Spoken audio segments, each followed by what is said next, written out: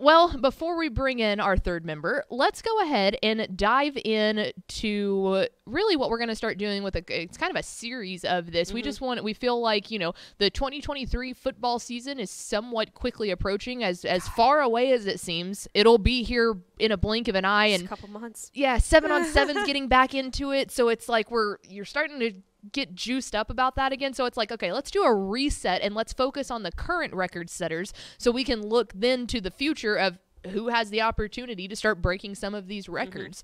So we're starting off in the air. Texas as a whole obviously used to be big run the damn ball. Yep. And we'll get there, but in very recent history, throwing the damn ball has been more of the name of the game, because you'll notice when we're going through this list how many very, very recent, as recent as you and I being in high school recent, are on this list. So career passing yards. Up there at the very top, Grant Gunnell still holds it, 16,108 yards at his time at Houston St. Pius from 2015 to 2018. I'm going to just also take a look at how it's not exactly 2,000 yards more, but 1,700 yards more. That's to a T more than what number 2 comes into place. That's averaging 4,000 a year. I mean, crazy. 4,000 a year. That's nuts.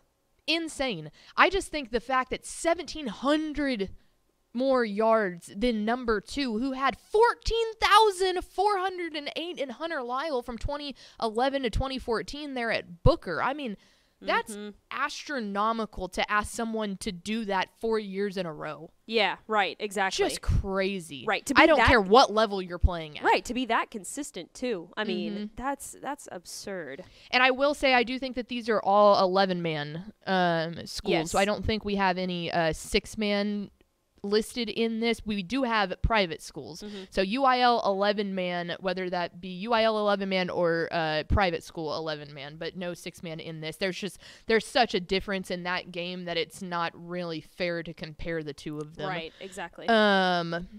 All right, moving down to number 3, a name that you heard a lot from 2011 to 2013, and Travis Quintanilla there in Refugio, coming in at 13,832 yards. Moving down into the 4th spot, a guy that we very much got to see make his way through this at our time in Dave Campbell's, actually, was Andrew Body, the superstar quarterback down there off the Coastal Bend, being coached under Justin Evans at Corpus Christi Miller from 2017 to 2020. He solidified his spot in the 4th seed with 13,261 yards. Absolutely one of my favorite quarterbacks to cover since I've been here. Definitely. I got to cover one of their playoff games at the Alamo Dome against Bernie.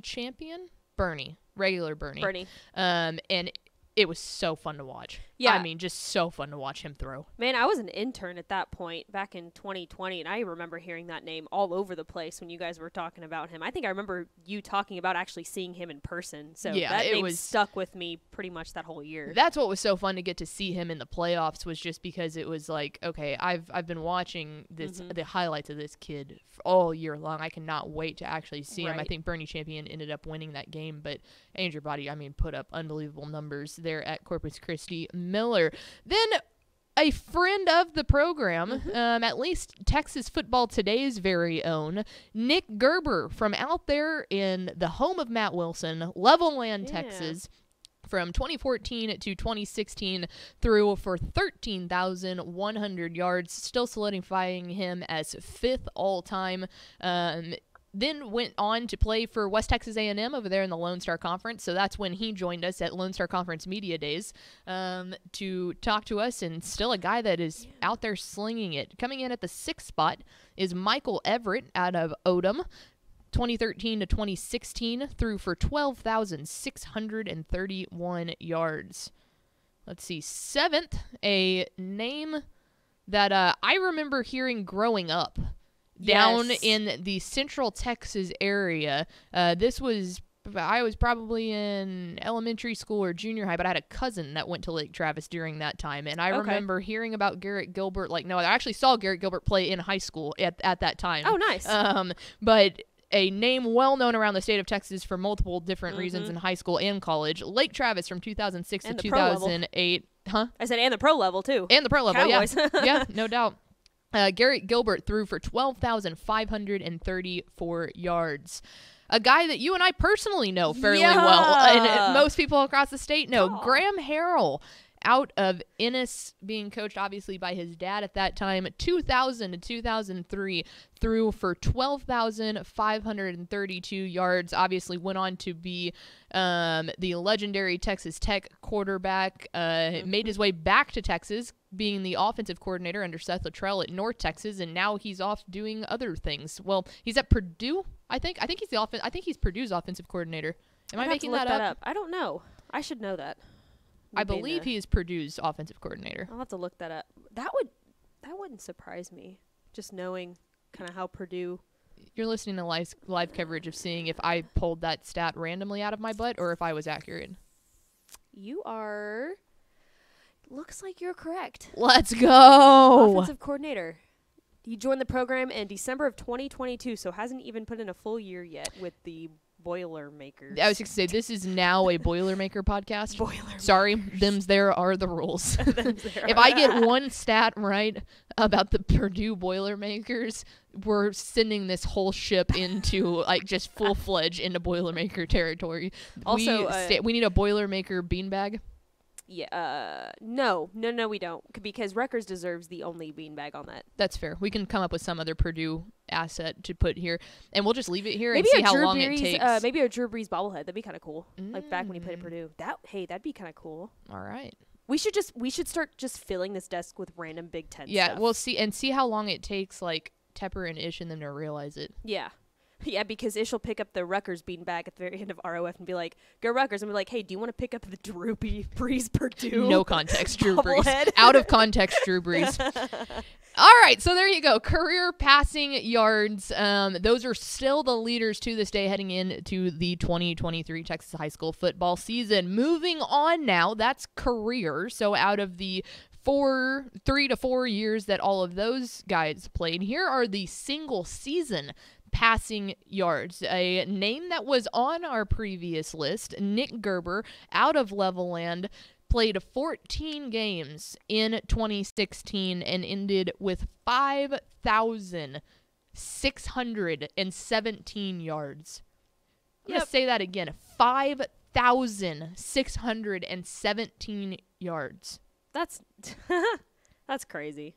That's insane. I mean, you go back and look at, his total number was 13,100. So he got darn near half of them just in the year 2016. Let's see how many. Let's see. 5,617 from Boilermakers to 14. Math. Yeah. Yeah, that's averaging 400 yards a game. I mean, Lord have mercy. Wild. Lord have mercy. So he is still proud of that record, and he absolutely should be. Another guy that you saw on the previous list talking about full career yard is Travis Quintanilla. In his 2013 season with Refugio, he played 16 games, so obviously going to the state championship there, 5,557. So there's the other thing that just makes Nick Gerber's like so impressive is the fact that he did it with 2 less games than that, right? And still is a whole 70, 80 yards more. Almost 100, yeah, almost 100 more. So that's what makes that so impressive in my mind. Another guy that went 16 games was Shelton Epler from Navasota in 2014, throwing for 5,444 yards. Moving on down still from there, here we go, our first little Beast Texas nod right here. Gilmer, Beast Texas. Aaron Brown in 15 games in 2016 went 5,013 yards. So there are the only 4 players that have thrown for over 1,000 or 5,000 yards 4,000 is kind of the plane. I mean, we talked about that a second ago. Throwing an average of 4,000 yards per season is insane, and that's really talking about a longevity thing. But to break the threshold of throwing for more than 5,000 yards is obviously a very elite select group of players that have ever played this game. That's just wild. Right, and the fact there's only been 4 of them to ever do it is wild. Well, and you think about a team like Travis Quintanilla doing that with Refugio. Refugio is a team that historically has always really liked to run the ball too. You know, so it's like when you start talking about teams like that, like Gilmer, yes, they've always been a pass-heavy offense, but they also have a bunch of really talented running backs. Navasota's the same way, leveling. I mean, it's crazy to sit there and think, like, it's not like they threw 5,000 yards and they only ever passed the ball. Right. There was definitely at least a handful of run plays that were being played every single game. Right.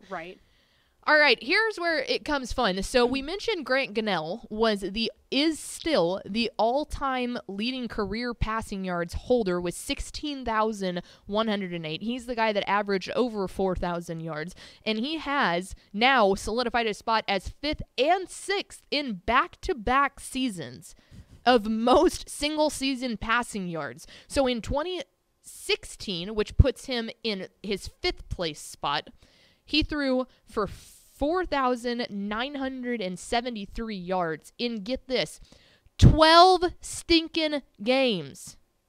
4,973 yards in 12 games. So you want to do the math on that. Yeah. 4,973 divided by 12 games would come out to... I did that wrong. This is going great. I'll do it too so I can check you. Math wizards over here. Divided by 12. 414 yards per game. Correct. I got the same. I got 2,000 the first time. I was like, that is not right. I divided it by 2 instead of 12. I messed up.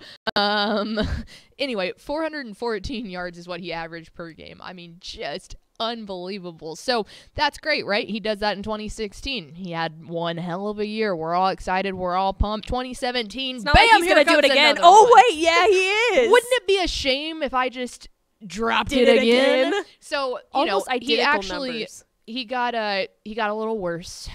Man, that he dropped down a little bit from 4,973 to 4,936.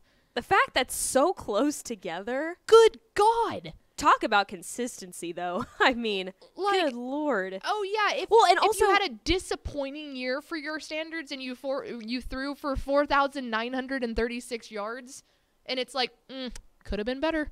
You know? Well, and also, it says a lot about the group of wide receivers that they had coming in at that time, too, because I'm sure in 2016 they had a different batch of wide receivers in that second year that, Grant Gunnell did that in 2017. So talk about the talent that they had also at the wide receiver position in 2 straight years. Oh, yeah, spot on. It's very, very unlikely that him and his 2 main wide receivers were the only 2 people. They did it 2 years in a row and no one got hurt. Like that. Right. Maybe it happened. I don't have I would need to go back and look at who his top receivers were. Right. But that's just, the more realistic scenario here is that he's just a good quarterback. Yes, 110%. Did it in 12 games both times. Both years did it in 12 games.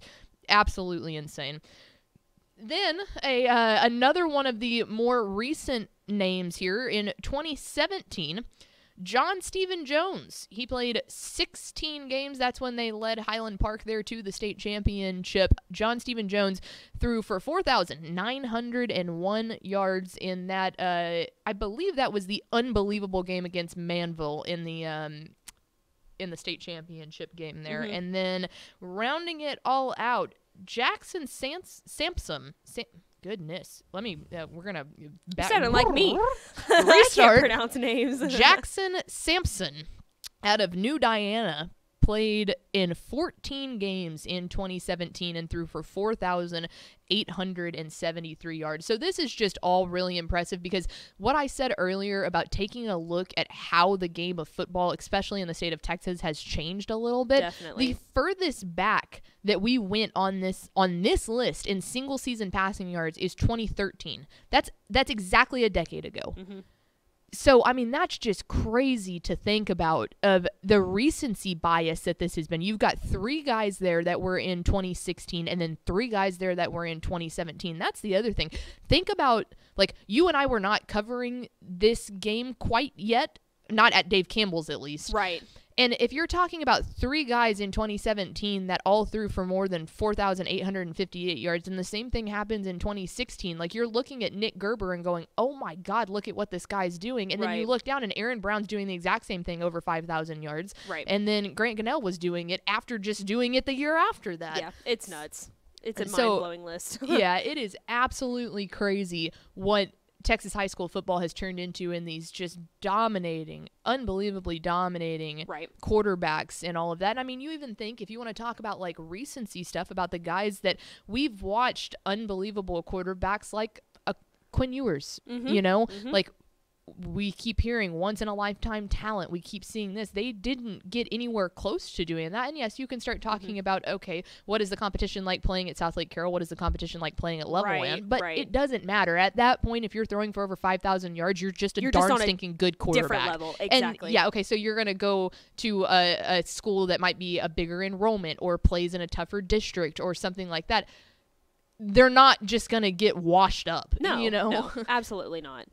The one thing, before we welcome in our guest, China, the one thing I wanted to point out here, we have a list on the web. You can find all of this information on TexasFootball.com, but there is a single game passing yards. Mm-hmm. Peyton Bevel in Stanford versus De Leon in 2018 threw for 789 yards in a single game. 789? In a single game. Here's what actually gets crazy, too, is if you want to look at single game passing touchdowns, that game he had 789 yards in the air and 12 passing touchdowns. That's nuts. Is that insane? Like, you want to start talking about like the best game that someone has ever had, being able to compare the two of those. Who was that against? Stanford was playing De Leon. Oh, right. Okay, right. And then so moving on a little bit more there too, Mike Richardson in Marble Falls versus Bernie in 2012 threw for 725 yards. Travis Quintanilla, a name we've heard many of times, when Refugio played Rogers in 2013, he threw for 712 yards. I'd like to see that like completion percentage. Yeah, that's crazy. And then, I mean, and then you transfer that was as many yards. Then he had another game that didn't have as many yards, Refugio versus Taft. He threw for 10 touchdowns. Right. 10 of them. Yeah. So, yeah, you want to start talking about, like, the best of the best when it comes to being in the air. There's a good glimpse in that. Over 5,000 yards is just astronomical. And then you move over into 789 yards in one game and 12 touchdowns. Like, whew, boy. That dude deserved like some Whataburger or something after that. I hope he got like 3 meals from Whataburger after that, because that dude's probably hungry. Can you imagine, like, I don't know, maybe I'm just washed or I need to work out more, but like if you're out there like throwing the football for a long time, like you wake up the next day and you're like, well, that's weird. I feel like a little different. And you realize it's like, oh yeah, I was chunking a football with my brother for 5 hours. That brings up a whole nother conversation just about like, how do you keep your arm in shape after something? I mean, like during a game like that, I mean, how do you take care of yourself? I feel like at that point, one arm looks like this and the other arm's just kind of like there. You know? Right? I mean, it's got to. That's just nuts. So there you go. Texas high school football, Kings in the air, some passing legends as we continue our series of just getting you up to date on what the records are, and then we'll start focusing on who has the opportunity coming up to start breaking through some of those thresholds and seeing who our next record breakers in the state of Texas will be. And I think that we're definitely in for some of them looking at passing yards, because that's just kind of the way the game is going. So I believe next week we'll be looking at running backs. Run the damn ball.